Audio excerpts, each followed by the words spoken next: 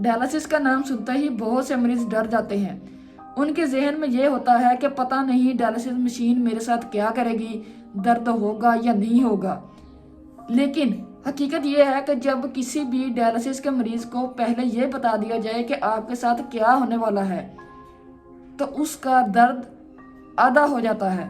तो आइए इस बारे में जानते हैं। अस्सलाम वालेकुम, मैं मोहम्मद अहमद हूँ और आप देख रहे हैं डायलिसिस लाइव विद अहमद। आज मैं आपको वो बातें बताऊंगा कि डायलिसिस के दौरान एक डायलिसिस पेशेंट के साथ क्या क्या होता है, ताकि इन बातों को समझकर आपकी परेशानी कम हो जाए। सबसे पहली बात है कि डायलिसिस की तैयारी। जब एक डायलिसिस पेशेंट डायलिसिस सेंटर में आता है तो सबसे पहले उसका वेट किया जाता है, फिर उसका ब्लड प्रेशर चेक किया जाता है।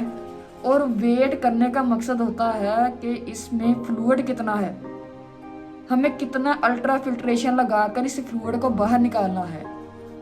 फिर दूसरे नंबर पर बात आती है कि मशीन के साथ कनेक्ट होना।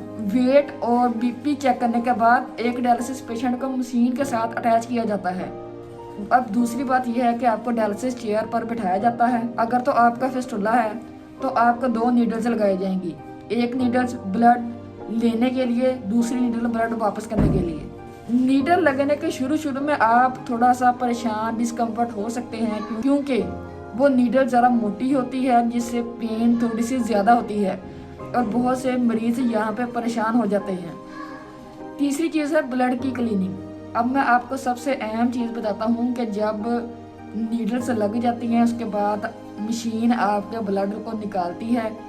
ब्लड आहिस्ता आहिस्ता मशीन में जाता है और वो फिल्टर आपके ब्लड से जितने भी जहरीले मादे और एक्स्ट्रा फ्लूइड होता है वो निकाल देता है। फिर वो साफ खून आपके बॉडी में वापस जाना शुरू हो जाता है और ये प्रोसेस ऑलमोस्ट 3 से 4 घंटे का होता है और ये कंटिन्यूसली चलता ही रहता है। स्टेप नंबर 4 कि डायलिसिस के दौरान क्या फील होता है। डायलिसिस के दौरान बहुत से पेशेंट खुद को नॉर्मल फील करते हैं, कुछ सोते हैं, कुछ किताबें पढ़ते हैं, कुछ फ़ोन यूज़ करते हैं। इसके दौरान आपको कोई भी किसी किस्म का पेन नहीं होता, बस हल्की सी आपको थकावट से फील हो रही होती है।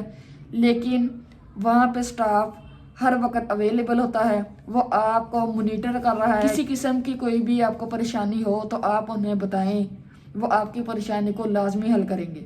इसलिए ड्यूरिंग डायलिसिस कभी भी पैनिक ना हो।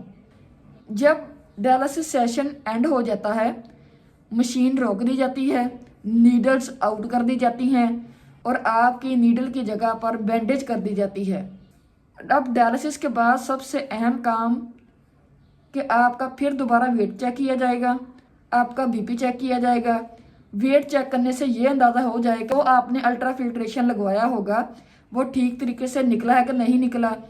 फिर बीपी चेक करने से स्टाफ और आप भी सेटिस्फाई हो जाते हैं कि हाँ मेरी तबीयत ठीक है और मैं अब सेफली घर जा रहा हूँ।